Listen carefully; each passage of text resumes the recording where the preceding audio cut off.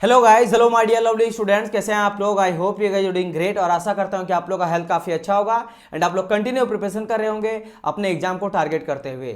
So my dear student, welcome back once again to an very important and exciting first lecture of chemistry, यानी कि रसायन विज्ञान के प्रथम लेक्चर में आप सभी बच्चों का वेलकम है। आज से हम लोग साइंस के केमिस्ट्री यानी कि रसायन को स्टार्ट करने जा रहे हैं एंड मैं आप लोग को पहले बता देता हूं, अगर आप कोई भी गवर्नमेंट जॉब का प्रिपरेशन कर रहे हो यानी कि सरकारी नौकरी का तैयारी कर रहे हो तो आप देखिएगा कि आपके साइंस वाले पोर्शन से, विज्ञान से काफी ज्यादा नंबर ऑफ क्वेश्चन आज के टाइम पे पूछा जा रहा है, जिसमें से आपका केमिस्ट्री वाला पोर्शन से मैक्सिमम नंबर ऑफ क्वेश्चन देखने को मिलता है, यानी कि रसायन विज्ञान से मैक्सिमम क्वेश्चन रहता है। अगर मान लेते हैं कि 100 आपको टोटल पूछा जाता है, एग्जाम्पल के तौर पर अगर 100 टोटल पूछा जाता है आपके एग्जाम में क्वेश्चन, उसमें से 30 नंबर पूछा जाता है आज के टाइम पे, 30 या 35 नंबर पूछा जाएगा साइंस से, उसमें से भी 12 से 15 सिर्फ पूछा जाएगा आपको केमिस्ट्री से यानी कि रसायन से। बाकी जो बचा वो आपका फिजिक्स और बायोलॉजी से पूछा जाता है, यानी कि भौतिकी से और आपका जीव विज्ञान से पूछा जाता है।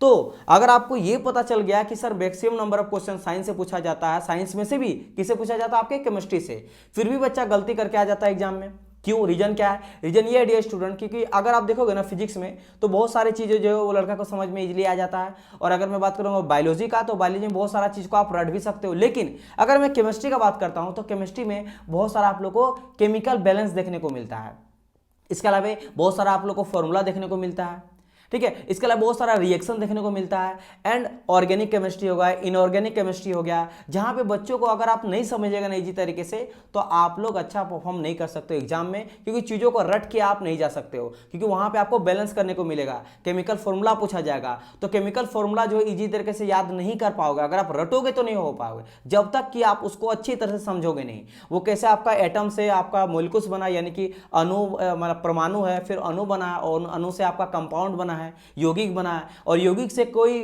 चीज जैसे H2 हो गया या कार्बन डाइऑक्साइड हो गया, ये कैसे बना है और कैसे इसका बैलेंस करते हैं, कैसे केमिकल रिएक्शन होता है, और बहुत सारी चीजों के बारे में आप लोग को समझ में आएगा। तो मैं आप लोग को जीरो से लेकर एडवांस तक बताऊंगा।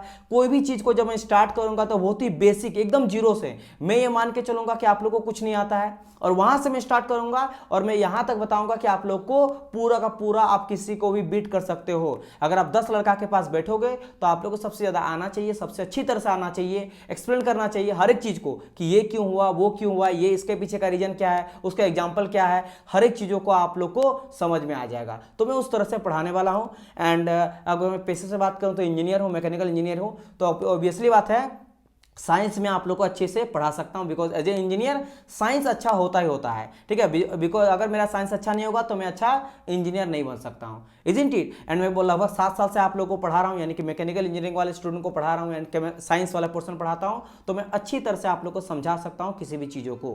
तो आप लोग आराम से इंजॉय करके क्लासेस को देखना है, बिल्कुल भी प्रेशर नहीं लेना, हर एक चीज़ आप लोग को समझ में आ जाएगा। और जो भी आप लोग को कंटेंट यहाँ पे मिलेगा, जो भी मैं आप लोग को पढ़ाऊंगा वो प्योर आपको हिंदी और इंग्लिश दोनों में रहने वाला है। अधिकतर टोटल कंटेंट आपका हिंदी में रहेगा और जो मैं आप लोग समझाऊंगा हिंदी और इंग्लिश दोनों में समझाएंगे, ठीक है। तो आप लोग बिल्कुल भी वरी नहीं होना, हर एक चीज को क्लियर क्रिस्टल आप लोग को समझाया जाएगा, और हिंदी अगर है तो इंग्लिश में भी मैं साथ साथ में बताते हुए चलूंगा कि इसका हिंदी है तो इसका इंग्लिश ये होगा। तो आप लोग बिल्कुल भी टेंशन नहीं लेना है, ठीक है, बिकॉज क्लास को जब तक आप एंजॉय नहीं करोगे समझ नहीं पाओगे। और दूसरा चीज क्या है, सर जी जो आप पढ़ा रहे हो क्या उसको मुझे नोट्स करना पड़ेगा, ठीक है, नोट डाउन करना पड़ेगा। देखो मैं आप लोग को बोलता हूं कि आप लोग सिर्फ और सिर्फ क्लास में फोकस करो, अभी सिर्फ आप लोग पढ़ाई में ध्यान दो, लिखने में टाइम बर्बाद मत करना, क्योंकि अगर आप लिखने में टाइम बर्बाद करोगे तो जो मैं आप लोग को समझाना चाह रहा हूं वो आप लोग को समझ में नहीं आएगा, क्योंकि आप लिखते रहोगे ना। तो आप लोग क्या करो कि सिर्फ और सिर्फ क्लास में फोकस करो, जो मैं आप लोग को दिखा रहा हूं, जो मैं आप लोग को सुना रहा हूं, जो आप लोग सुन रहे हो, देख रहे हो, उसको बस समझो। जो मैं आप लोगों को पढ़ा रहा हूं उस चीज को अच्छी तरह से आप लोग को समझना, यही आपको है। बाकी जो आप बोलेंगे सर नोट्स कैसे मिलेगा, तो ये जो मैं आप लोगों को पढ़ा रहा हूं इसका नोट्स में पीपीटी के फॉर्म में या फिर पीडीएफ के फॉर्म में मिल जाएगा, ठीक है। तो आप लोग को वो चीज मिल जाएगा, वहां से आप लोग आराम से रिवीजन कर सकते हो बाद में। अभी सिर्फ और सिर्फ आप लोग क्लास को देखना है और सुनना और समझना है, बस ये आप लोग का काम है, इजंट इट। तो चलिए डियर स्टूडेंट, आज के क्लास को हम लोग स्टार्ट करते हैं। That is call your introduction to chemistry, यानी कि रसायन विज्ञान का हम लोग आज देखने वाला है इंट्रोडक्शन। इंट्रोडक्शन मतलब क्या है कि जैसे केमिस्ट्री क्या होता है, ठीक है, ये जो केमिस्ट्री है ये वर्ड कहां से आया है, रसायन वर्ड कहां से आया है, इसका मतलब क्या होता है, इसके अलावा इसमें किसका योगदान रहा, कोई ना कोई तो भाई कोई ना कोई इस फील्ड में बहुत काम किया होगा, इनकी पितामह फादर ऑफ केमिस्ट्री किसको कहा जाता है, क्यों कहा जाता है, ये समझेंगे। आखिर केमिस्ट्री हमारे लिए इंपॉर्टेंट क्यों है, केमिस्ट्री में पढ़ते क्या क्या चीजें हैं, इस सब समझेंगे। केमिस्ट्री को कितना भाग में डिवाइड करा गया है, किस किस बेसिस पे अलग अलग वर्ग में इसको डिवाइड करा गया है, तो वो समझेंगे। हर एक वर्ग का क्या क्लासिफिकेशन है, उसमें क्या पढ़ते हैं, क्या एग्जाम्पल होता है, कहाँ पे यूज होता है, मतलब बेसिकली जैसे मैंने कहा कि आज हम लोग देखेंगे इसका इंट्रोडक्शन, शुरुआत कहां से हुआ है केमिस्ट्री का, सब चीज के बारे में समझेंगे। Isn't it? तो चलिए क्लास को स्टार्ट करते हैं। ठीक है, चलिए इतना मैं आप लोगों को शुरू में बताया इसलिए ताकि आप लोगों को ये पता होना चाहिए कि हम लोग पढ़ेंगे क्या, होता क्या है, किसके लिए इंपॉर्टेंट है। ठीक है, तो स्टार्ट करते हैं। तो जैसे कि आप देख सकते हो दैट इज कॉल्ड योर रसायन विज्ञान। ठीक है, रसायन विज्ञान हम लोग हिंदी में बोलते हैं, इंग्लिश में क्या बोलते हैं, केमिस्ट्री इसको कहा जाता है। ठीक है, ओके, विज्ञान माने साइंस और रसायन माने केमिस्ट्री, केमिस्ट्री साइंस। एंड हम लोग आज फर्स्ट चैप्टर देखने वाले हैं आप लोग का केमिस्ट्री का, दैट इज कॉल्ड योर द्रव्य एवं उनकी अवस्थाएं। ठीक है, द्रव्य और उसकी अवस्थाएं। भाई द्रव्य मीन्स क्या होता है सर? द्रव्य मीन्स होता है मैटर। अभी मैं आप लोगों को समझाऊंगा कि मैटर क्या होता है, पहले समझो। द्रव्य मीन्स होता है मैटर, और अवस्थाएं बात करेंगे, अवस्थाएं मतलब होता है स्टेट्स। स्टेट्स अलग अलग स्टेट, जैसे सॉलिड स्टेट हो गया, लिक्विड स्टेट हो गया, और आपका गैस स्टेट है। सॉलिड मतलब ठोस अवस्था, द्रव्य अवस्था और गैसीय अवस्था, ये अलग अलग अवस्था हैं, अलग अलग अवस्था है। और तीनों क्या है, चाहे मैं बात करूंगा सॉलिड का, लिक्विड का या गैस का, या फिर मैं बात करूंगा ठोस का या द्रव्य का, या फिर बात करूँ गैस का, तीनों क्या है, तीनों का तीनों मेरा द्रव्य है यानी मैटर है। अब बोलेंगे सर मैटर क्या होता है? मैटर वो चीज होता है जिसके अंदर कुछ ना कुछ वजन होता है। ठीक है, जो कुछ जगह घेरता है और जिसको हम लोग अपने ऑर्गेन से सेंस कर सकते हैं, फील कर सकते हैं। जैसे अगर हाथ है, सेंस मतलब सेंस ऑर्गन हम लोग का हाथ भी होता है, आंख होता है, ईयर होता है। तो ईयर से जैसे हवा को आप क्या कर सकते हो, फील कर सकते हो। ठीक है, कोई बजता है उसका आवाज आ सकता है, मेटल का, नॉन मेटल का, ये सभी चीज का। हाँ, आप छू सकते हो, जगह घेरता है, उसका कुछ मास यानी कुछ वजन होता है, उसको हम लोग मैटर कहते हैं। Isn't it? चलिए इतना आप समझ गए। तो हम लोग ये फर्स्ट चैप्टर, अभी तो मैंने बताया, अभी मैं और डिटेल बताऊंगा। अभी मैटर का पूरा डिटेल में समझेंगे, अभी 10-15 मिनट तक इसी के बारे में समझेंगे। बट मैं एज ए इंट्रोडक्शन आप लोगों को बता दिया कि मैटर और उसकी अवस्थाओं के बारे में आज हम लोग डिस्कस करने वाले हैं। तो सबसे पहले मैंने जिससे कहा था कि सर जी आप पहले ये बता दीजिए कि केमिस्ट्री मतलब क्या होता है। देखो डियर स्टूडेंट, ऑब्वियसली बात है, ये जो दिया गया वो इंडिया में रिसर्च तो किया नहीं गया था स्टार्टिंग में, है ना। लेकिन हाँ, आगे चल के मैं आपको बताऊंगा स्टेट्स में 4 स्टेट इंडियन साइंटिस्ट का भी इसमें हाथ है। ठीक है, फिलहाल मैं ये बात करता हूँ कि केमिस्ट्री जो है यानी रसायन है, इसको हम लोग इंग्लिश में क्या बोलते हैं, इसको बोलते हैं हम लोग केमिस्ट्री, केमिस्ट्री बोलते हैं। ठीक है, केमिस्ट्री बोलते हैं। तो मैं बात करूंगा सर जी ये जो केमिस्ट्री है ये किस वर्ड से आया है, यानी कि वर्ड जो है, शब्द है, ये शब्द किस शब्द से आया और उसका ओरिजिनेट कहाँ से हुआ है, उसका उत्पत्ति किस जगह से हुआ है, कहाँ पे सबसे पहले इसका यूज किया गया था। तो डियर स्टूडेंट, केमिस्ट्री जो है ना वो आया आपका कीमिया वर्ड से। किससे वर्ड से? हिंदी से बोलेंगे तो कीमिया बोलेंगे इसको, कीमिया, या फिर इंग्लिश से बात करेंगे तो CHEMEO, कीमियो। ये आपका वर्ड है, यानी ये आपका शब्द है। वर्ड बोलो या फिर हिंदी में बोलेंगे कीमिया और इंग्लिश बोलेंगे कीमियो।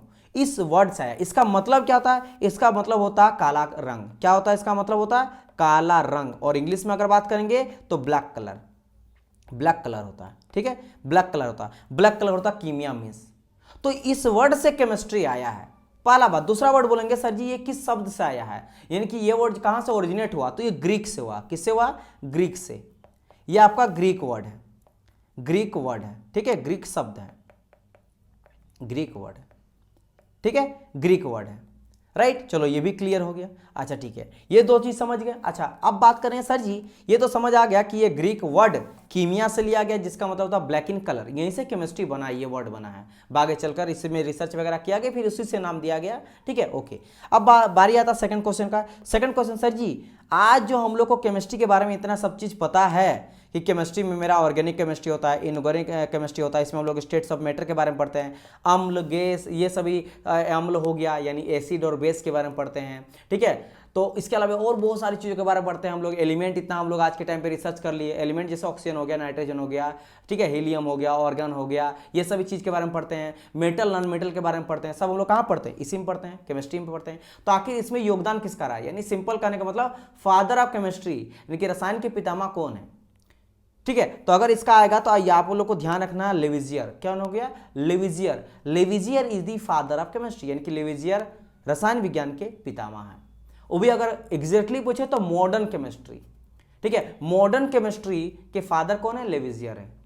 क्लियर? चलो ये दो बेसिक चीज है जहां से क्वेश्चन पूछा गया है आपके एग्जाम में, तो आप लोग को ये चीज पता होना चाहिए। अब इतना चीज जानने के बाद नाउ अच्छा इसमें सर पढ़ते क्या? देखो डियर स्टूडेंट, इसमें हम लोग पढ़ते हैं दुनिया में हम लोग के आसपास जितनी भी चीजें हैं ना, उन सभी को बोलते हैं हम लोग पदार्थ। पदार्थ क्यों, मैंने आप लोग को समझा दिया। पदार्थ किसको बोलते हैं, मैटर जिसको इंग्लिश में कहा जाता है, जो कि जगह घेरता है, जिसका कुछ वजन होता है और जिसको हम लोग अपने ऑर्गन से फील कर सकते हैं, सेंस ऑर्गन से फील कर सकते हैं, टच कर सकते हैं, देख सकते हैं, छू सकते हैं, इजंट इट, और जो कुछ जगह घेरता है। अब बोलेंगे सर क्या है जो मैटर नहीं है, तो मैं आप लोग को बता दूं, जैसे कि सपना आप देखते हो, क्या सपना को आप मैटर कहोगे? सपना को क्या आप द्रव्य कहेंगे? मैं द्रव्य का भी बात कर रहा हूँ, द्रव्य का यानी मैटर का बात कर रहा हूँ। तो क्या आप लोग सपना जो देखते हो, सपना, उसको क्या यानी ड्रीम जिसको कहा जाता है, क्या आप लोग ड्रीम को बोलोगे कि वो मेरा द्रव्य है यानी मैटर? नहीं। क्या वो जगह, क्यों नहीं बोलेंगे? क्योंकि वो क्या जगह घेरता है? कि मैंने 2 ग्राम का सपना देखा, 4 ग्राम का सपना देखा, नहीं ना। तो क्या वो, पहली बात तो जगह नहीं घेरा कि मेरा इतना स्पेस लिया, इतना स्पेस लिया, ना जगह घेरता, ना उसका कुछ वजन होता है, और ना उसको छू सकते हो, ना देख सकते हो, कुछ नहीं कर सकते हो। अब बाकी दुनिया में कोई भी चीज देख लो ना, ठोस द्रव्य गैस, ठोस में कोई भी ले लो, जैसे आपका बेंच हो गया, टेबल हो गया, मेरा हाथ, हम इंसान हो गए, ठीक है, कुछ भी है, वो ठोस है, उसको छू सकते हो, देख सकते हो, जगह घेरता, वजन होता है। आप लिक्विड में आ जाओ, पानी वगैरह देख लो, तेल देख लो, पानी देख लो, वो भी जगह घेरता है, उसका भी वजन होता है। हवा भी आप उसको छू सकते हो, छू नहीं सकते हो, फील तो कर सकते हो, हवा चल रहा है। अच्छा ठीक है, आप एक काम करो, बैलून में हवा डाल दो, उसका कुछ वजन होता है, वो कुछ जगह घेरता है, ठीक है। और गैस का बात करें, गैस में भी सेम हाल है, ठीक है, गैस वही हो गया, एयर आपका गैस ही हो गया। तो इस सब में जो भी मैटर होता है वो कुछ जगह घेरता है, उसका कुछ वजन होता है, और जिसको हमारे सेंस ऑर्गन से फील किया जा सकता है। सेंस ऑर्गन हमारा आंख हो जाता है, नाक हो जाता है, हैंड आ जाता है, स्किन बेसिकली बात करेंगे, हैंड नहीं स्किन हो जाता है, ठीक है। 6 आपका सेंस ऑर्गन होता है, आप लोग पता करना 6 सेंस ऑर्गन क्या क्या होता है, कुछ चीज़ें आप लोग भी मेहनत करना है, तो उन सभी चीज़ों से आप इसको क्या कर सकते हो, फील कर सकते हो, ठीक है। चलिए, तो हम लोग उसी मैटर के बारे में एंड उसका कितना अवस्थाएं हैं। जैसे मैटर तो हो गया कि भाई जो जगह घेरता है, जिसका कुछ वजन होता है, जिसको हम लोग फील कर सकते हैं। नाउ वो कितना कितना किस किस अवस्था में पाया जाता है। जैसे मैटर, जैसे आप ले लो बर्फ ले लो, बर्फ आपका सॉलिड भी पाया जाता है, हम लोग फ्रिज में जमाते हैं ना, सॉलिड हो गया वो। अब उसी को क्या करो, हीट दे दो, गर्म करके उसको लिक्विड बना दो, पानी बन गया वो। उसको और गर्मी कर दो तो गैस बन गया। तो ये सॉलिड, लिक्विड, गैस तीनों में आपका कन्वर्ट हो गया, ठोस अवस्था में भी और द्रव्य में भी और आपका गैस में भी। अच्छा, और एक चीज, एक द्रव्य होता है, एक द्रव होता है। द्रव एक आपका क्या होता है, द्रव होता है। द्रव मीन्स होता है लिक्विड, ये ध्यान रखना। और जब ये बात करेंगे हम लोग द्रव्य क्या, द्रव्य का मतलब होता है मैटर, इस चीज को ध्यान रखना, क्योंकि इन दोनों में अंतर बहुत बड़ा है। क्योंकि मैटर को ही 3 भाग में डिवाइड करा जाता है, एक हो जाता है मेरा सॉलिड, एक हो जाता है मेरा लिक्विड, और एक हो जाता है मेरा गैस, ठीक है। यानी कि एक हो गया मेरा ठोस, ठीक है, एक हो गया मेरा द्रव, और एक हो गया मेरा गैस।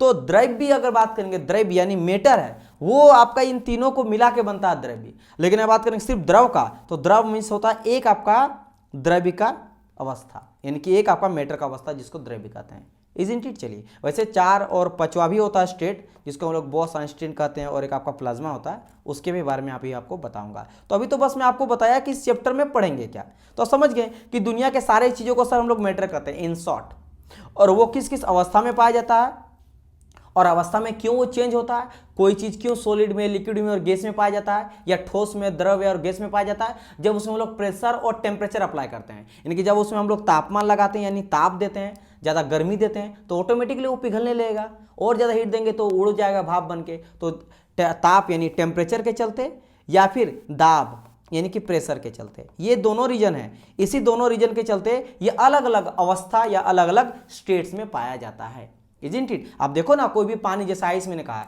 बर्फ से आपका पानी बन गया और पानी से भी वेपर बन गया, क्यों बनता है? क्योंकि आप उसमें टेम्परेचर अप्लाई करते हो, या प्रेशर भी अप्लाई करके करते हैं। अब बोलेंगे सर प्रेशर कहाँ यूज करते हैं? जैसे एलपीजी गैस, आप एलपीजी बेसिकली क्या होता है, जैसे लास्ट में क्या बोल रहे, गैस बोल रहे, गैस है ये। लेकिन एलपीजी गैस सिलेंडर के अंदर वो लिक्विड फॉर्म में रहता है। ये किस फॉर्म में रहता है? लिक्विड फॉर्म में। इसलिए देखो इसका फुल फॉर्म क्या था, लिक्विड पेट्रोलियम गैस। यानी मैंने लिक्विड कहा, तो बोलेंगे सर जी एक बार हम लोग लिक्विड भी बोल रहे हैं, यानी द्रव भी बोल रहे हैं, और एक बार हम लोग गैस भी बोल रहे हैं, तो आखिर ये गैस है कि द्रव है? बेसिकली है तो ये मेरा गैस ही, एलपीजी गैस ही। लेकिन जब हम लोग हाई कंप्रेस करके डाला जाता है, कंप्रेशन करके, यानी बहुत ही दाब में उसको डाला जाता है, काफी दबाव करके डाला जाता है, तो वो क्या होता है, गैस जो होता है ना, वो मेरा कंप्रेस हो जाता है, लिक्विड हो जाता है। तो मैंने कहा ना कि दाब का भी अप्लाई करके हम लोग उसकी अवस्था को चेंज कर सकते हैं। तो आपने यहाँ पे क्या करा, एक गैस था, उस गैस को प्रेशर अप्लाई करके, प्रेशर यानी कि दाब का अप्लाई करके उसको आपने क्या बना दिया, लिक्विड बना दिया, ठीक है, यानी कि द्रव बना दिया। तो इसका भी और सेम हम लोग कर सकते हैं क्या, जैसे मान लो पानी है, उसको ठंडा करो, हीट को बाहर निकाल लो। ठंडा करते मतलब हीट को बाहर निकालते हैं। पहले आप देखोगे जैसे पानी है तो पानी में कुछ ना गर्म रहता है, आपको नहीं पता चलेगा। देखिए रूम टेम्परेचर, रूम का टेम्परेचर 25 डिग्री सेल्सियस होता है। आप इस गर्मी को भी बाहर निकाल लो, 0 डिग्री सेल्सियस ले आओ तो बर्फ जम जाएगा, जो हम लोग फ्रिज में करते हैं, आइस जमाने के लिए करते हैं, तो उससे हम लोग हीट को बाहर निकाल लें। और अगर उसको फिर से बर्फ से हमको पानी बना तो हीट दे दो, तो हीट और प्रेशर दोनों से हम लोग अवस्था को चेंज कर सकते हैं। वही हम लोग इस चैप्टर में पढ़ने वाले हैं आज के लेक्चर में। क्लियर? तो चलिए, इतना में आप लोग को इतना चीज तो समझ आ गया होगा कि क्या बेसिकली ये चैप्टर कहता है। अभी तक आप लोग ये समझ गए होंगे कि भाई रसायन क्या होता है, ये किस वर्ड से लिया गया, ग्रीक वर्ड से लिया गया, किस वर्ड से आपका आया है, ग्रीक वर्ड से, और इसका मतलब क्या होता है, सर जी कीमिया होता है, इसी से आपका केमिस्ट्री बना है। फादर कौन हो गए, लेविजियर हो गए, ठीक है। और केमिस्ट्री में हम लोग पढ़ते क्या है वो मैंने आपको बताया, ठीक है। और द्रव्य का क्या मतलब हो जाता है, किसको द्रव्य बोलते हैं, और कैसे ये अवस्था में अलग अलग अवस्था में पाया जाता है। नाउ अब हम लोग मेन आपका टॉपिक स्टार्ट होता है, फर्स्ट आपका topic that is called your द्रव्य, यानी कि मैटर।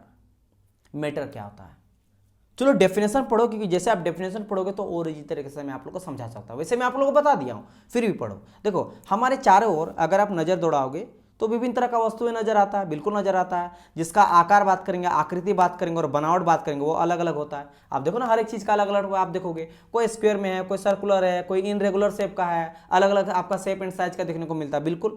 तो इस विश्व में, पूरे का पूरा वर्ल्ड में, प्रत्येक वस्तु जिस सामग्री से बना होता है ना, उसको वैज्ञानिक रूप से पदार्थ का नाम दिया गया है।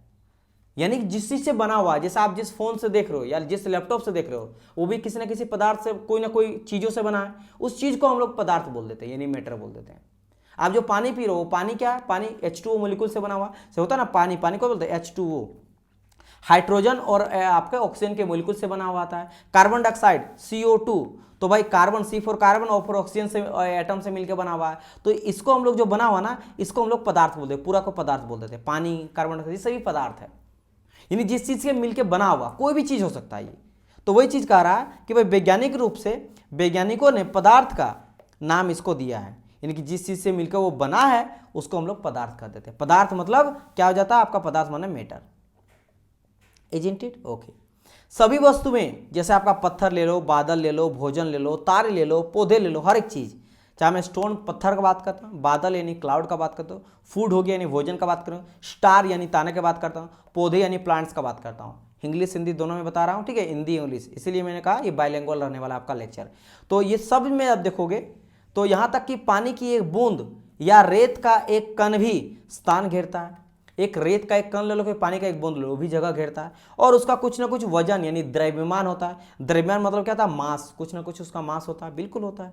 दूसरे शब्द में अगर मैं इसको अब डिफाइन करना चाहूं तो देखो यहाँ पे डिफाइन करा गया है दैट द्रव्य यानी कि मैटर वह है जिसमें भार हो, जिसमें कुछ वेट हो, ठीक है, जिसका कुछ आयतन ग्रहण करे यानी कि कुछ वॉल्यूम ले, ठीक है। हम लोग वॉल्यूम निकालते हैं ना, अलग अलग आयतन निकालते हैं हम लोग के मैथ में, तो कुछ ना कुछ वो आयतन ग्रहण करे, ठीक है। एंड भौतिक प्रतिरोध तथा जड़त्व का गुण हो और अपने सेंस ऑर्गन से अनुभव किया जा सकता है। आप बोलेंगे सर जी यहाँ पे दो चीज कहा, वो समझ नहीं आया। एक आपने कहा भौतिक प्रतिरोध, इसका मतलब क्या है, भौतिक मतलब फिजिकल रेजिस्टेंस, भौतिक मतलब हो गया फिजिकल, और प्रतिरोध मतलब होता है रेजिस्टेंस। प्रतिरोध जैसे क्या होता है ना, हम लोग पढ़ते हैं ना, आपका फ्रिक्शन, जब फोर्स लगाया जाता है, घर्षण जो फोर्स को आगे नहीं बढ़ने देता है, उसी तरह हम लोग रेजिस्टेंस का बात करते हैं। रेजिस्टेंस, प्रतिरोध मतलब रेजिस्टेंस, जैसे इलेक्ट्रिसिटी जब धारा प्रवाह होता है, धारा को प्रवाह होने से रोकता कौन है, प्रतिरोध रोकता है, जिसको रेजिस्टेंस कहते हैं, जिसको ओम से दिखाया जाता है। तो प्रतिरोध मतलब जो रुकावट पैदा करता है। तो जो भी वस्तु है वो अपने अवस्था को चेंज होने से रोकता अपने आप को। जैसे एक पत्थर हो गया, क्या पत्थर को अगर आप तोड़ना चाहोगे तो टूट जाएगा? नहीं टूटेगा। हाँ टूटेगा। क्या बच्चा एक तोड़ पाएगा? नहीं तोड़ पाएगा। लेकिन कोई बड़ा, कोई हथौड़ों से मारेंगे फिर टूट जाएगा। तो डिपेंड क्या किया, बच्चा भी तो दबा ही रहा था, लेकिन बच्चा क्यों नहीं तोड़ पाया? क्योंकि इसके अंदर रेजिस्टेंस है, प्रतिरोध कर रहा कि हम टूटने नहीं देंगे, मेरे अंदर उतना ताकत है कि हम टूटने इसको नहीं दे सकते हैं। लेकिन कोई एक बड़ा इंसान या फिर हथौड़ा से मारेंगे टूट जाता है, क्योंकि आप बोलेगा अब मेरे अंदर इतना ताकत नहीं है। कि प्रतिरोध किया, एक लिमिट तक किया, हर एक अलग का अलग अलग लिमिट होता है, ठीक है। आप एक ले लो, कोई भी जैसे रबड़ ले लो, रबड़ को खींचो वो जल्दी टूट जाता है। लेकिन वहीं अगर आप देखो कोई और चीज लो, उसको खींच के, भाई लोहा को भाई तोड़ के ऐसे खींच के तोड़ के दिखा दो तो इम्पॉसिबल है, क्योंकि उसके अंदर रेजिस्टेंस है, प्रतिरोध है। तो सबके अंदर भौतिक प्रतिरोध पाया जाता है। फिजिकल क्यों कहा गया? कि फिजिकली जो करते हैं, केमिकली अलग बात है, केमिकली रिएक्शन करा के भी उसको चेंज कर सकते हैं। तो एक आपका प्रतिरोध, दूसरा कहा गया जड़त्व का गुण। जड़त्व का मतलब है, जड़त्व मीन्स क्या होता है, इनर्शिया जिसको कहा जाता है, जो कि न्यूटन्स के फर्स्ट लॉ हम लोग पढ़ते हैं ना, कि कोई भी वस्तु अपने अवस्था को बनाए रखता है जब तक कि कोई उसमें बाहरी बल ना लगे। जैसे कोई अगर फुटबॉल है, आप फुटबॉल को मारे, वो उड़ने लगा तो वो उड़ते रहेगा जब तक कि उसको कोई रोकेगा नहीं, तब तक वो रुकेगा नहीं। आप बोलेगे सर जी कुछ देर बाद तो फुटबॉल गिर जाता है। फिर बॉल को कोई चौका मारा, और चौका मारा, बॉल क्या हो रहा, फील्ड में जा रहा, वो रनिंग करते हुए जा रहा, मतलब फिर जा रहा है, लेकिन वो रुक क्यों जाता है? क्योंकि वहां पे ग्रास है, घास है, और घास क्या कर रहा है, उसको कोई रेजिस्टेंस क्रिएट करता है, प्रतिरोध लगा रहा है, रोक रहा है। उस तरह हवा में कोई चीज उड़ रहा है ना, तो हवा जो होता है ना, हवा में कोई चीज उड़ रहा है तो हवा खुद रेजिस्टेंस क्रिएट करता है, प्रतिरोध कर रहा है। से आप मूवी में देखे होंगे ना, जब हीरो या कोई भी जब बुलेट चलाता है, यानी बंदूक चलाता है, तो बंदूक से जो निकलता है उसका गोली निकलता है, आप देखोगे ना वो स्लो मोशन में दिखाया जाता है, हवा को चीरते हुए जाता है। तो हवा बेसिकली उसको रोक रहा है, तो एक टाइम पीरियड के बाद वो रुक जाता है। Isn't it? यही सब होता है फुटबॉल या क्रिकेट में, जब चौका मारा जाता है तो एक टाइम पीरियड के बाद गिर जाता है। जितना भी स्पीड में मारोगे उतना वो ट्रेवल करेगा दूर, लेकिन वो रुकता क्यों है? एक टाइम पीरियड के बाद इस तरह से क्यों आता है? वो क्यों नहीं एक की तरफ जाते रहता है? क्यों ऐसा होता है? क्योंकि एयर का रेजिस्टेंस के चलते, प्रतिरोध। और वही होता है जड़त्व का गुण। जड़त्व का क्या होता है? नियम, यानी फर्स्ट लॉ को, जो न्यूटन का फर्स्ट लॉ है, वो यही कहता है कि कोई भी वस्तु अपने अवस्था को बनाए रखना चाहता है जब तक कि उसमें कोई बाह्य बल ना लगे। या तो वो रुका हुआ तो रुका हुआ ही रहेगा, या चल रहा है तो चलते हुए रहेगा जब तक कोई बाह्य बल ना लगे। कोई कार चल रहा है तो कब रुकता है? जब हम लोग ब्रेक लगाते हैं तभी तो रुकता है, अदरवाइज चलते रहेगा। ये चलते चलते अगर रुक गया तो कहीं ना कहीं वो आपका टायर, आप टायर में देख लो, चप्पल में देख लो, टायर में इस तरह अलग तरह से निशान क्यों रहता है? टायर में इस तरह क्यों दिखा रहता है? ये उसी के चलते, रेजिस्टेंस के चलते, जड़ तो पैदा करने के लिए, रोकने के लिए लगाते हैं। चप्पल हम लोग क्यों देखते हैं कटिंग रहता है, ऐसा क्यों रहता है? क्योंकि वो नहीं रहेगा तो फिसल जाएंगे ना, तो वो रोकता है, यानी कि प्रतिरोध कर, जड़त्व को पैदा करने के लिए। कि जड़ तो बहुत ही इंपॉर्टेंट है। जड़ तो कहा जाता है कि ये शराब भी होता है, और हम लोग का एक मतलब पॉजिटिव और नेगेटिव दोनों फायदा होता है। ठीक है, तो ये चीज हो जाता है। और लास्ट में क्या कहा? और ज्ञानेंद्रिय द्वारा, यानी सेंस ऑर्गन द्वारा अनुभव किया जा सके। सेंस ऑर्गन मतलब क्या होता है? सेंस ऑर्गन जैसे मैंने कहा ना, हम लोग का आंख के द्वारा देखा जा सकता है। स्किन है, स्किन यानी त्वचा के द्वारा उसको छुआ जा सकता है। Isn't it? हमारा कान के द्वारा उसको सुना जा सकता है। समझ आया कि नहीं? इसी सभी चीज है। टेस्ट उसको किया जा सकता है, जीभ से उसको टेस्ट किया जा सकता है, ये सभी चीजें हैं, राइट। तो ये सभी ज्ञानेंद्रिय है, इसके द्वारा अनुभव किया जाता है, उन सबको हम लोग मैटर कहते हैं। तो ये हाँ, बेसिक क्या चीज़ है वो मैं आपको बता देता हूँ। आपको मोटा मोटी ये ध्यान रखना है कि भाई वो स्थान घेरता है और द्रव्यमान होता है, कुछ मतलब कुछ वजन होता है और स्थान घेरता है। ये सबसे फंडामेंटल चीज़ है। अगर कोई भी मैटर का बोलेगा, द्रव्य बोलेगा, तो आपको दो चीज़ तो एकदम परमानेंट ध्यान ही रखना है इन दोनों के बारे में, कि वो सर जगह घेरेगा ही घेरेगा और कुछ उसका वजन होगा। ये दो बेसिक चीज़ है, उसको हम लोग मैटर कह देंगे, सिंपल। उसको क्या कह देंगे? मैटर कह देंगे। ठीक है, फिर कहा गया कि प्राचीन में, यानी भारत के प्राचीन दार्शनिकों ने पदार्थों को 5 मूल तत्वों, यानी कि पंच तत्व जिसको कहा जाता, उनसे उन लोग माना जाता था पहले कि 5 मूल तत्वों से बना हो कोई भी पदार्थ, कोई भी जो मैटर है दुनिया का, वो 5 मूल तत्वों से मिलकर बना हो। क्या क्या? एक तो वायु, एक पृथ्वी, एक अग्नि, एक जल और एक आकाश। इन तीनों चीज से मिलकर बना हुआ में वर्गीकृत किया गया है। उनके अनुसार सभी वस्तुएं, चाहे वो सजीव रहे या निर्जीव रहे, इन्हीं 5 तत्वों से मिलकर बना है। लेकिन साइंस क्या मानती है? साइंस मानता है कि भाई मैटर क्या होता है? जो स्थान घेरती है, जिसका द्रव्यमान होता है, एंड और बहुत सारी चीजों के बारे में बात करा। ठीक है, लेकिन मोटा मोटी आप लोग समझ गए कि क्या होता है मेरा मैटर। नाउ अब बोलेंगे सर जी इतना चीज जब पता चल गया, अब मुझे बताइए कि द्रव्य का लक्षण क्या क्या होता है, हम कैसे पहचानेंगे कि मेरे हाथ में जो है वो मैटर है? क्या उसका लक्षण होता है, क्या उसका कैरेक्टरिस्टिक होता है, क्या उसका गुण होता है, वो बताइए। तो चलो उसके बारे में डिस्कस करते हैं। तो सबसे पहला जो गुण रहता है वो गुण ये होगा कि द्रव्य बहुत छोटे छोटे कणों से मिलकर बना होता है, जो हमारे कल्पना से परे है। यानी कि बहुत छोटा पार्टिकल जो आपके नग्न आंखों से, नेकेड आई से जो दिखने को नहीं मिलेगा, जब तक माइक्रोस्कोप जो होता है ना, आप डॉक्टर के पास देखोगे माइक्रोस्कोप, जहाँ पे ब्लड वगैरह चेक करता है या फिर और कोई चीज़ें, वायरस वगैरह देखता है, बैक्टीरिया देखता है, माइक्रोस्कोप होता है। तो माइक्रोस्कोप से देखा जा सकता है, आपको खुली आंखों से नहीं पता चलेगा। जैसा आप ही देख लो, हम लोग खुद ही तो मैटर है, हम लोग भी द्रव्य हैं।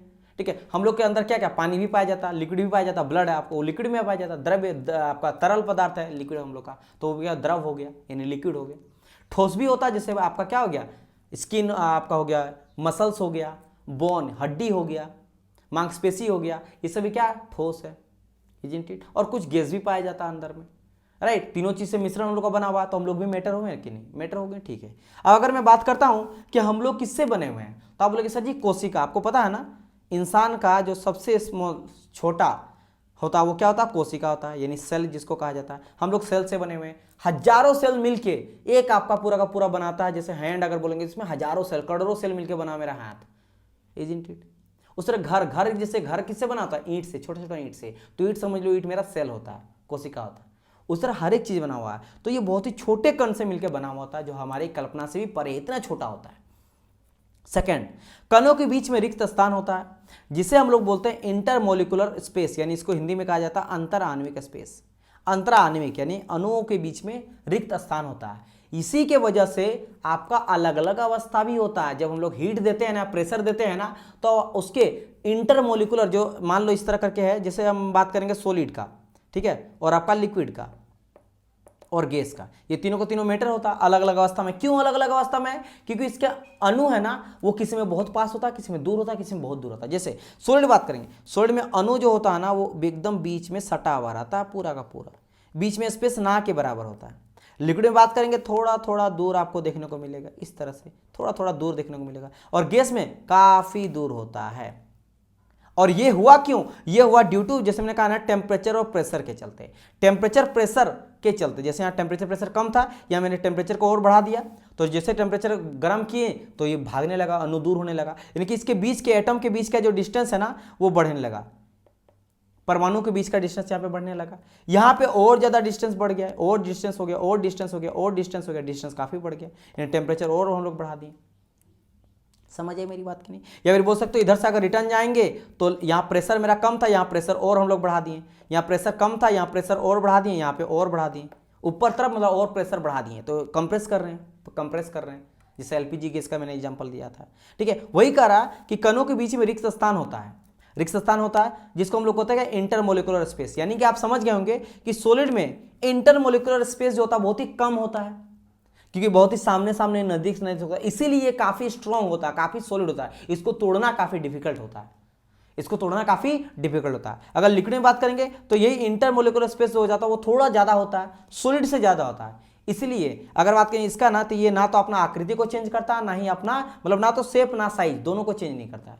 लेकिन लिक्विड का अगर बात करेंगे तो अपना शेप जो होता है उसको चेंज करता है, जिस बर्तन में रखोगे वैसे रह जाएगा।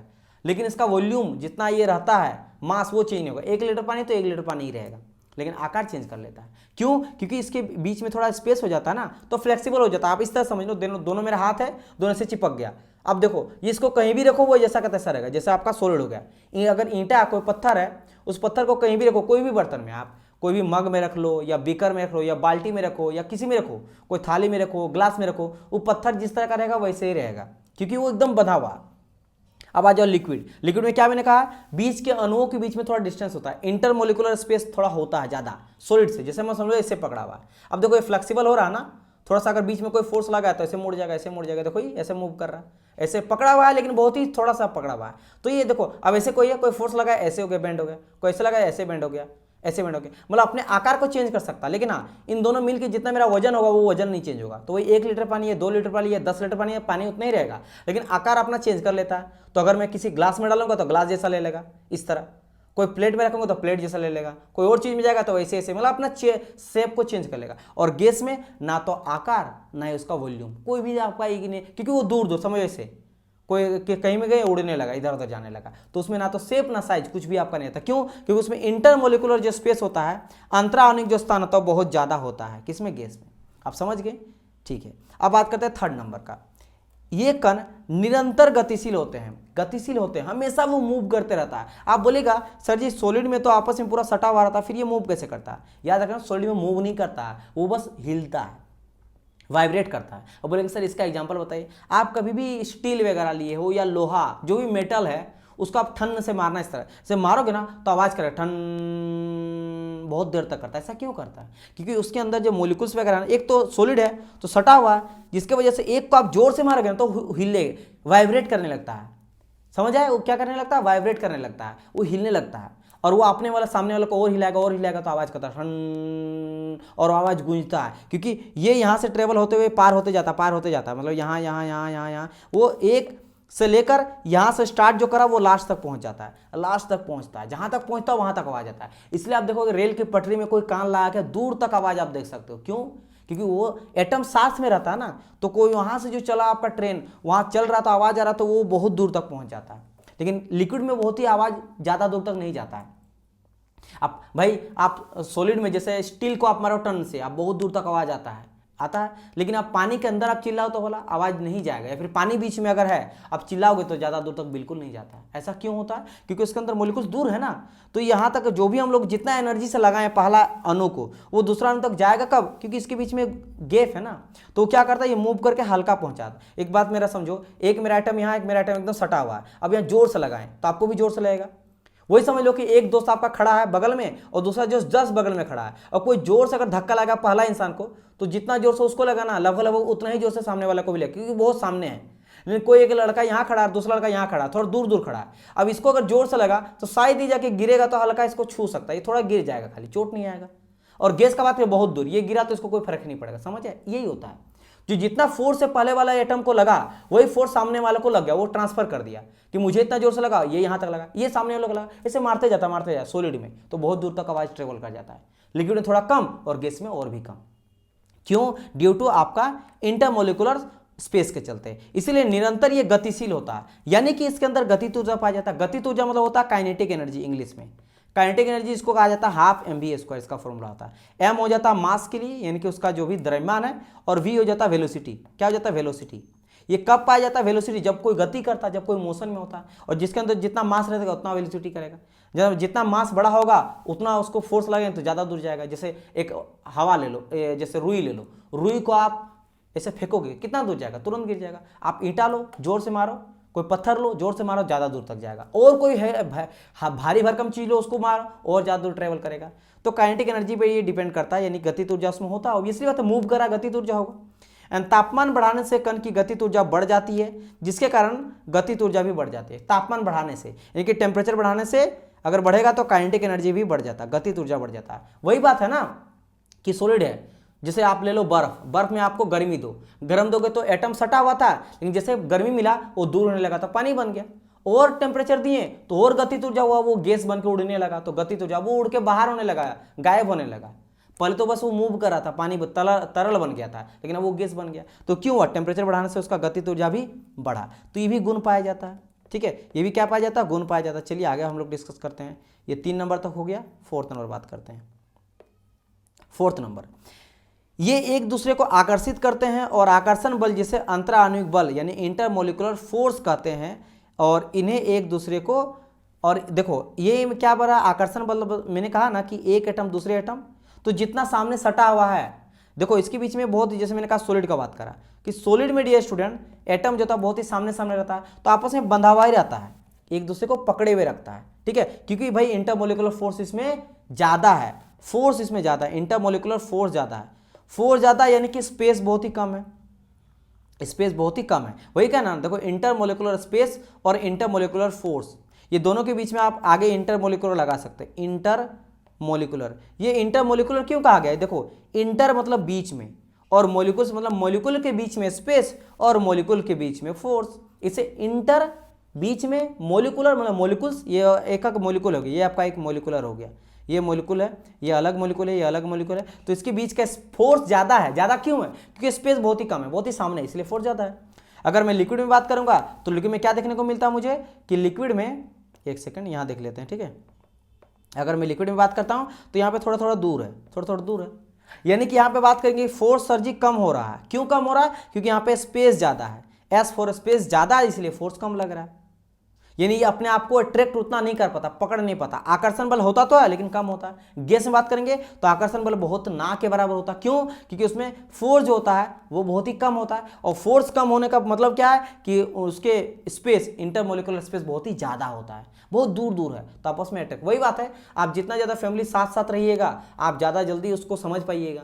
नहीं तो एक आदमी मुंबई पे है, एक आदमी कलकत्ता में, एक आदमी अमेरिका में है, तो भाई समझ नहीं आएगा कि उसको हो क्या रहा है, उसका क्या प्रॉब्लम है, उसका निवारण नहीं कर सकते हो। ठीक है, बड़ा से बड़ा प्रॉब्लम को आप झेल सकते हो अगर आप साथ में एक फैमिली जुड़ के रह रहे हो। ठीक है, वही बात यहाँ पे कर रहा है। ठीक है, चलिए इतना चीज़ समझ गए, चलिए आगे बढ़ते हैं। नाउ ये हो गया, एंड बात करेंगे 5th नंबर का, इस आकर्षण बल का सामर्थ्य प्रत्येक पदार्थ में अलग अलग होता है, अलग अलग होता है। ऑब्वियसली सॉलिड में अलग, वो भी सॉलिड का भी अलग अलग तरीका होता है, सॉलिड में भी अलग अलग तरह का होता है, ठीक है। लकड़ी भी सॉलिड है, वुड भी आप आई मीन लकड़ी मतलब वुड हो गया, पत्थर भी आपका क्या सॉलिड है, ईंट ब्रिक, ब्रिक भी आपका सॉलिड है, फोन भी सॉलिड है, हम लोग इंसान भी सॉलिड हैं, बेड सॉलिड है, चेयर सॉलिड है, हर एक चीज़ का अलग अलग होता है, ऑब्वियसली बात है। एटम का बीच में जो फोर्स वगैरह आता है एट्रैक्शन फोर्स होता है, और बहुत सारी चीज़ों पे भी मैटर करता है, ठीक है। चलिए अब हम लोग बात करते हैं क्या, द्रव्य के कण यानी कि पार्टिकल्स ऑफ मैटर। ये जो मैटर इसके अंदर क्या क्या रहता है वो मैटर का बात करते हैं। इसमें कहा ना कि इसके अंदर इस तरह सर ये छोटा छोटा रहता है ये सभी,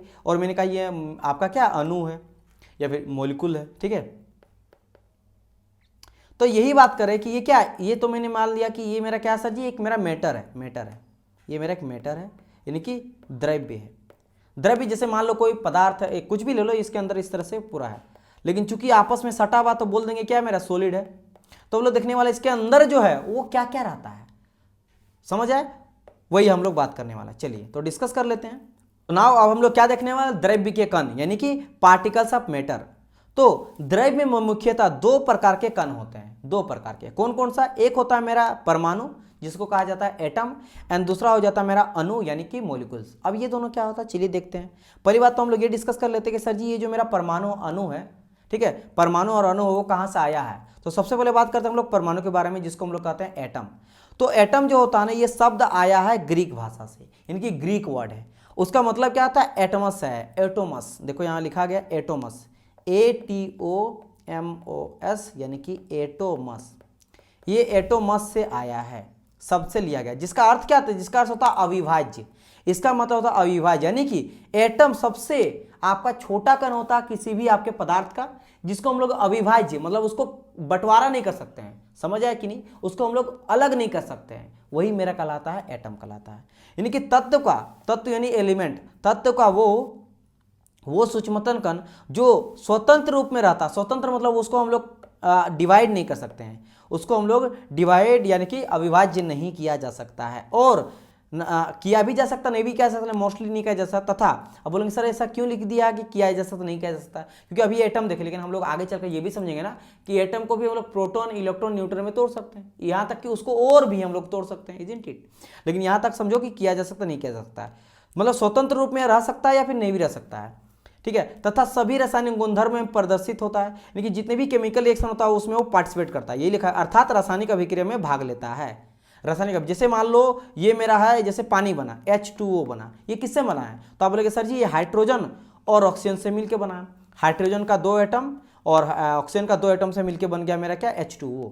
इसको अगर बैलेंस करेंगे तो 2 लग जाएगा यहाँ पे या 2 लग जाएगा, तो इस तरह से मिलके बना। तो यहाँ पे हम लोग क्या देखें कि हाइड्रोजन का 2 एटम और ऑक्सीजन का 2 एटम मिलके मेरा H2 यानी कि पानी बना दिया, this is called your water. तो यहाँ पे आपने क्या देखा कि यहाँ पे हाइड्रोजन क्या एटम है, एटम है, यही आपका परमाणु है, ऑक्सीजन का भी एटम है, ठीक है। तो ये दोनों मिलके, ये दोनों मेरा मिलके पानी बनाए, यानी कि ये इस केमिकल रिएक्शन में पार्टिसिपेट किया, तो वही कहा रासायनिक अभिक्रिया में भाग लेता। कौन भाग लेता है, एटम भाग लेता है, देखो जैसे यहाँ पे एटम भाग लिया, ठीक है। और हम लोग क्या समझे कि ये मेरा सबसे स्वतंत्र और सूक्ष्मतम कण होता है, ठीक है। होता नहीं भी होता, क्योंकि मैंने जैसे कहा कि हम लोग आगे चलकर समझेंगे एटम को भी डिवाइड कर सकते हैं, लेकिन अभी तक ये आप समझो। अब बात करते हैं मॉलिक्यूल्स का। मॉलिक्यूल्स क्या होता है सर जी, चलो डिस्कस करते हैं इसके बारे में, थोड़ा मैं जूम कर लेता हूँ, ठीक है, ओके। तो अगर मैं बात करता हूं यहाँ पे मॉलिक्यूल्स का, अणु का, तो साधारणतः अणु ऐसे 2 या 2 से अधिक, अब ये जो परमाणु में अभी जस्ट मैंने कहा ना एटम, एटम अगर एक से ज्यादा हो गया ना तो उसको हम लोग क्या कहते हैं, अणु कह देते हैं। परमाणुओं का समूह होता है जो आपस में रासायनिक आबंध द्वारा जुड़े हुए होते हैं। अब समझो कैसे, जैसे मैंने अभी ऑक्सीजन का ही ले लेते हैं कि यहां मैंने कहा कि ऑक्सीजन और हाइड्रोजन से मिलके मेरा H2O यानी कि वाटर बनता है। क्या बनता है, H2O। एक सेकंड इसको मुझे हटाने दीजिए। तो मैंने कहा कि ये मेरा जो है ना, ये क्या है, ऑक्सीजन है ना, ओ मेरा ऑक्सीजन है, तो ये मेरा एटम हो गया, ये H मेरा क्या, ये मेरा हाइड्रोजन हो गया, हाइड्रोजन और ऑक्सीजन ये दोनों का दोनों मेरा एटम हो गया। लेकिन मैंने क्या कहा कि यहाँ ऑक्सीजन अकेले नहीं आता, यहाँ पे O2 आता है, यहाँ क्या आता है मेरा O2 आता है और H2 आता है, ये दोनों मिलके मेरा H2O बनाता है। अगर बैलेंस करेंगे तो हम लोग देखें ऑक्सीजन यहाँ पे मात्र एक ही है, अगर आपको बैलेंस फिर इसको करना पड़ता तो ऑक्सीजन यहाँ पे मात्र एक ही है ना, ऑक्सीजन यहाँ पे 1 है और हाइड्रोजन यहाँ पे 2 है, लेकिन यहाँ पे तो हाइड्रोजन 2 है, ऑक्सीजन भी 2 है। तो बैलेंस करने के लिए क्या करते हैं, यहाँ पे लोग 2 लगा देते हैं। अब देखो यहाँ पे 2 दूनी के 4 हो गया मेरा हाइड्रोजन और ऑक्सीजन 2 हो गया। तो यहाँ पे हम लोग बैलेंस करेंगे, 4 हाइड्रोजन है तो यहाँ पे 2 आगे लगा देंगे, तो 4 हाइड्रोजन 2 ऑक्सीजन यहाँ बैलेंस हो गया। तो करने वाला आप देखो यहाँ पे, अगर यहाँ पे बात करें, अब सर यहाँ पे ऑक्सीजन का 2 है ना, तो यहाँ पे एटम कितना हो गया, यहाँ पे 2 एटम हो गया, ऑक्सीजन का 2 एटम, ऑक्सीजन का 2 एटम, और यहाँ पे हाइड्रोजन का भी 2 एटम है, यहाँ पे क्या हाइड्रोजन का भी 2 एटम है। तो अब क्या हो गया, एटम 2 या 2 से ज्यादा एटम है ना, तो अब ये क्या हो जाएगा, O2 और H2, ये बन गया मेरा परमाणु, यानी सॉरी अणु बन गया। अब ये मेरा मॉलिक्यूल बन गया। तो अगर सिर्फ O है और H है, ये मेरा परमाणु हो गया, लेकिन वो मिल गया ना। और कैसे जुड़ा, ये रासायनिक आबंध के द्वारा जुड़ा, वही आपका डेफिनेशन था कि 2 या 2 से अधिक, यहाँ देखो 2 या 2 से अधिक आपका परमाणुओं से मिलके या समूह से बनाता, जो कि रासायनिक आबंध से जुड़ा हुआ है, उसको तोड़ा नहीं जा सकता है, इजंट इट। चलिए ये चीज है। अणु किसी भी तत्व या यौगिक का सूक्ष्मतम कण होता है, यौगिक का, यौगिक जैसे देखो यहाँ पे ये आपका मिलके यौगिक बना दिया, ये जो पानी है वाटर है, ये मेरा यौगिक है, कंपाउंड है। कंपाउंड मतलब मिलके बना, हाइड्रोजन ऑक्सीजन से मिलके बना कंपाउंड। तो उसका सबसे सूक्ष्मतम कण अगर करेंगे तो बोलेंगे सर H2 और O2 से मिलके बना है, तो ये भी अणु है। ये अणु में परमाणु घुसा हुआ, 2 परमाणु घुसा हुआ, उससे अणु बना है। जैसे हाइड्रोजन और हाइड्रोजन, ऑक्सीजन और ऑक्सीजन, तो यहाँ पे 2 ऑक्सीजन, यानी कि हाइड्रोजन हाइड्रोजन, ये दोनों अलग अलग क्या है, ये भी एक अलग एटम है, ये अलग एटम है, परमाणु परमाणु, यहाँ भी 2 परमाणु है, और इन दोनों से मिलके फिर H2 और O2 बना, ये सभी मेरा हो गया क्या, अणु। और इन दोनों से मिलके मेरा H2O बना, ये बन गया मेरा कंपाउंड। समझ आया कि नहीं। तो यहाँ पे आपको ये समझना है कि जब मैं लिखूंगा सिर्फ O, तो ये हो गया मेरा एटम, यानी कि हो गया मेरा परमाणु। अगर मैं लिखता हूँ O2, तो ये हो गया क्या, मेरा मॉलिक्यूल्स, ठीक है, मॉलिक्यूल्स हो गया। और ये अगर मैं लिखता हूं कि भाई H2O, तो ये हो गया मेरा कंपाउंड। समझ आए, मतलब परमाणु ये हो गया परमाणु, ठीक है, ये हो गया अणु, और ये हो गया मेरे यौगिक। तो इस तरह से चीजें बनता है। यहां से आई होप सो क्लियर हो गया क्या होता है परमाणु, क्या होता है योनु, क्या होता है मेरा यौगिक। तो ये चीज होता है। फिर आगे कहा गया यहाँ पे और क्या, यह पदार्थ के सभी गुणधर्म को प्रदर्शित करता है, यद्यपि रासायनिक अभिक्रिया में भाग नहीं लेता है। ये बोल रहा कि अणु जो होता है मेरा रासायनिक प्रक्रिया में भाग नहीं लेता, क्योंकि भाग बेसिकली लेता है मेरा परमाणु, याद रखिएगा, अणु मेरा भाग नहीं लेता है। अब आप बोलिएगा सर जी यहाँ पे O2 और H2 तो पार्टिसिपेट लिया है, तब जाके मेरा H2O बना है। डियर स्टूडेंट, बेसिकली जब हम लोग केमिकल बॉन्डिंग वहां रिएक्शन होता है ना, तो O2 रिएक्शन नहीं करता, ऑक्सीजन रिएक्शन करता है, ऑक्सीजन रिएक्शन करते हैं। तो बैलेंस करने के लिए हम लोग 2 एटम लेते हैं, क्योंकि मैंने कहा कि यहाँ पे H2O बन रहा है, तो मुझे एक ऑक्सीजन एक हाइड्रोजन के साथ रिएक्शन कर रहा है, तो और एक को चाहिए, तब जाकर पानी मिलेगा। तो और लेकिन करता क्या है, एक ही करेगा। आप 10 डाल दो, कुछ भी डाल दो, और O8 डाल दो, लेकिन ऑक्सीजन 8 जो रहेगा ना, वो 8 अलग अलग भाग में पार्टिसिपेट हो जाएगा, और फिर वो रिएक्शन करता है। फिर क्या वो रिएक्शन करता, तब जाकर आपको देखने को मिलता कि 8 है एटम, ऑक्सीजन का, हाइड्रोजन का, किसी का भी, लेकिन वो पार्टिसिपेट करता है उसका अणु, मतलब उसका परमाणु, उसका एक एटम पार्टिसिपेट कर रहा है, एक एटम पार्टिसिपेट कर रहा है, पूरा का पूरा एक साथ 8 नहीं पार्टिसिपेट करता कभी भी। समझ आया कि नहीं। जैसे हम लोग कभी कभी केमिकल रिएक्शन देखते हैं ना, इस तरह करते हैं, जैसे मान लो यहाँ एक आपका कार्बन है, या फिर मान लो ऑक्सीजन ही है, तो ऑक्सीजन का एटॉमिक नंबर कितना होता है, 8 होता है। तो 8 हम लोग इस तरह दे देते हैं, 1 हो गया, 2 हो गया, 3 हो गया, 4 हो गया, 5 हो गया, 6 हो गया, 7 हो गया, 8 हो गया, ठीक है। H2O दे देते हैं, H2O, और हाइड्रोजन यहाँ पे एक है, यहाँ पे एक हाइड्रोजन है, और हाइड्रोजन का एटॉमिक नंबर कितना होता है, 1 होता है, तो यहाँ 1 होता है, यहाँ 1 होता है। अब बॉन्ड जब कराता है तो इस तरह करके बनाता है, यहाँ पे ये बनाया इसके साथ, यहाँ बनाया इसके साथ। तो यहाँ पे H2O में आपको बता रहा, तो मेरा कहने का मतलब क्या है, यहाँ देखो एक एटम बना, तो देखो यहाँ पे हाइड्रोजन तो 2 था ना, तो क्या दोनों एक साथ रिएक्शन किया, नहीं, एक हाइड्रोजन अलग तरह से, एक हाइड्रोजन इधर से आ रहा है, दोनों। तो यहाँ पे बेसिकली हाइड्रोजन तो एटम हो गया, लेकिन यहाँ पे H2 जो है तो मेरा मोलिकुल्स है। तो क्या मोलिकुल पार्टिसिपेट किए, नहीं, पार्टिसिपेट करता है मेरा कौन, परमाणु ही। तो ये बहुत इंपॉर्टेंट, ये ध्यान रखना, यह पदार्थ के सभी गुणधर्मों, लेकिन हाँ गुणधर्म को प्रदर्शित करता, क्योंकि हाइड्रोजन देखो यहाँ पे हाइड्रोजन एक गैस था, ऑक्सीजन एक गैस था, लेकिन ये दोनों मिलके मेरा पानी बना दिया। दोनों समझ रहे हो, ये मेरा गैस था, ये मेरा लिक्विड बना दिया।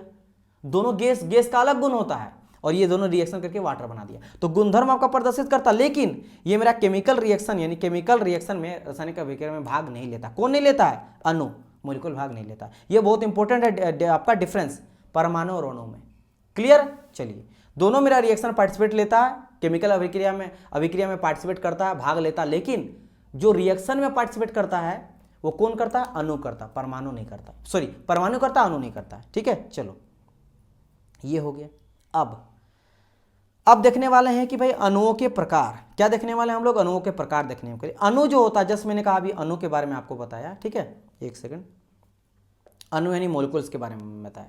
तो अणु के कितने प्रकार होते हैं, तो देखो ये 2 तरह के होते हैं। एक होता है मेरा होमो मॉलिक्यूल्स, ठीक है, ये जिसको बोलते हैं molecule of the element basically, यानी कि सम अणु, और एक होता है मेरा विषम अणु। नाम से पता है, सम अणु मतलब एक जैसा और विषम अणु मतलब अलग अलग जैसा। जैसे यहाँ पे देखो एग्जाम्पल के तौर पे जैसे मैंने कहा ना, ऑक्सीजन का 2 गो, नाइट्रोजन का 2 गो, हाइड्रोजन का 2 गो, ठीक है, इस तरह। तो आप क्या देखना नजर आ रहा है सर जी, ये जो मेरा अणु है हाइड्रोजन का 2, लेकिन यहाँ पे क्या है, एक ऑक्सीजन और एक ऑक्सीजन, 2 ऑक्सीजन है। ये N2 यानी कि यहाँ पे एक नाइट्रोजन और एक नाइट्रोजन, यहाँ हाइड्रोजन का 2 यानी कि 2 हाइड्रोजन।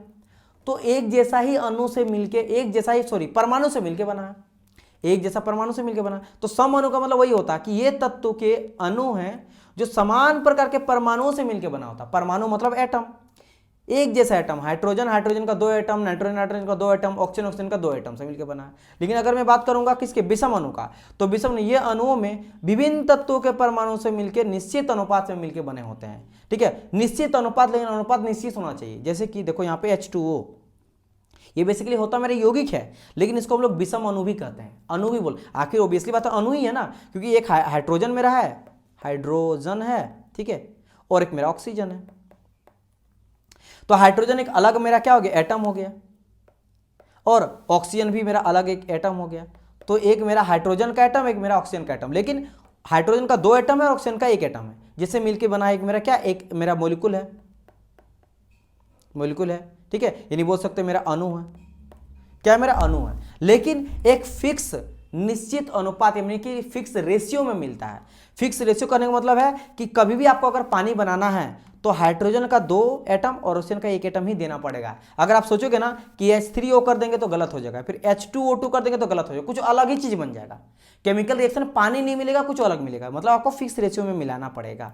उसी को हम लोग बोलते हैं क्या, सम अणु, सम अणु। जैसे कि एग्जांपल के तौर पे यहाँ पे समझाया गया, जैसे H2O, अगर H2 है तो यहाँ पे देखोगे संयोग किसके, कौन कौन सा तत्व से मिलकर बना हुआ है, एलिमेंट से मिलकर बना हुआ है या फिर एटम से मिलकर बना हुआ है। तो आप देखोगे हाइड्रोजन ऑक्सीजन से मिलकर। अगर अमोनिया का बात करें NH3 का, तो एक तो N है, ये नाइट्रोजन है, N फॉर नाइट्रोजन, और हाइड्रोजन H, यहाँ ऑक्सीजन और हाइड्रोजन, और फिर है कार्बन डाइऑक्साइड यानी कि CO2, C से कार्बन है, ऑक्सीजन का O है, यानी कि ऑक्सीजन का यहाँ पे 2 एटम है और आपका कार्बन का 1, यहाँ पे हाइड्रोजन का 3 है और नाइट्रोजन का 1, और यहाँ पे हाइड्रोजन का 2 है और ऑक्सीजन का 1।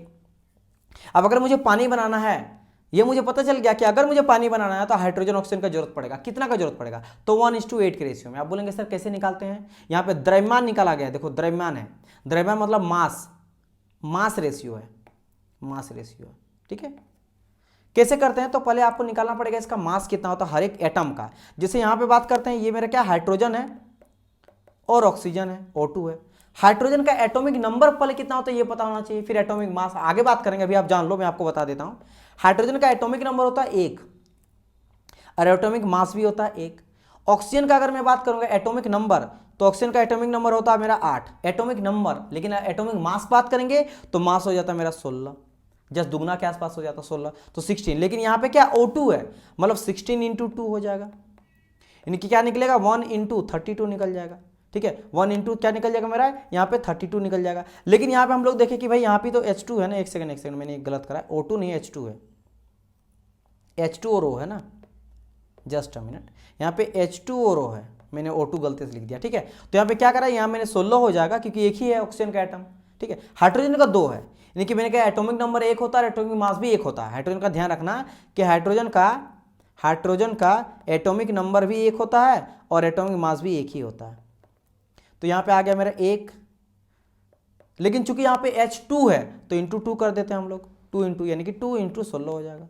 तो अनुपात में काट के देखो कितना निकलेगा 1:8, तो यही 1:8 यहाँ लिखा गया है। क्लियर, चलिए उसी तरह अगर मैं बात करता हूँ आगे, जैसे कि अमोनिया का बात करते हैं, चलो ये भी समझ लेते हैं कैसे 14:3 लिखा गया, समझना। जैसे यहाँ पे क्या है मेरा नाइट्रोजन है एंड हाइड्रोजन है, लेकिन हाइड्रोजन का 3 है, हाइड्रोजन का 3 है। तो जैसे मैंने कहा हाइड्रोजन का एटॉमिक मास और नंबर एक ही होता है, लेकिन 3 है, तो 1 1 1 यानी 3 हो गया यहाँ पे, ठीक है। और नाइट्रोजन का एटॉमिक नंबर कितना होता है 7 होता है, और एटॉमिक मास कितना होता है दुगना होता है 14 होता है। तो यहाँ पे 14:3, तो देखो 14:3 है ना, ये कटेगा बिल्कुल नहीं, तो कट भी सकता है लेकिन नहीं कटेगा क्योंकि 3 और 14 आपस में कटेगा नहीं, तो यह हो गया क्लियर, ठीक है। अब बात करते हैं कार्बन डाइऑक्साइड का, ये 3 × 8 कैसे हुआ समझना। अब देखो कार्बन एंड ऑक्सीजन, ऑक्सीजन का 2 एटम है, ऑक्सीजन का 2 एटम है, ठीक है, कार्बन का 1 है। कार्बन का एटॉमिक नंबर कितना होता है, एटॉमिक नंबर होता है इसका 8, एटॉमिक नंबर कितना होता है मेरा इसका, एक सेकंड, ऑक्सीजन का 8 होता है, कार्बन का होता है 6, कार्बन का एटॉमिक नंबर होता है 6, तो एटॉमिक मास कितना दुगना होता है 12 होता है, कितना होता है 12, तो 12 नीचे आ गया। अब बात करते हैं ऑक्सीजन का, ऑक्सीजन का जैसे मैंने कहा 8 होता है, ऑक्सीजन का कितना होता है, एटॉमिक नंबर बात करें 8 होता, तो मास कितना होता है, दुगना होता है, 16 होता है। तो जस्ट नीचे लिखेंगे हम लोग कितना, 16 लिखेंगे। लेकिन यहाँ पे 16 इंटू 2 करना पड़ेगा, क्योंकि ऑक्सीजन का 2 है, क्योंकि एक ऑक्सीजन का मास हो गया 16, तो 2 है, तो 16 दूनी के 32, यानी 12 इंटू 32। तो यहाँ पे कट करो, तो यहाँ पे अगर देखोगे तो यहाँ से कट हो जाएगा, तो यहाँ पे 3 हो जाएगा, ठीक है, 4 तिया 12, यानी यहाँ पर करेंगे 8 तिया 24, यानी कि 3:8, तो 3:8।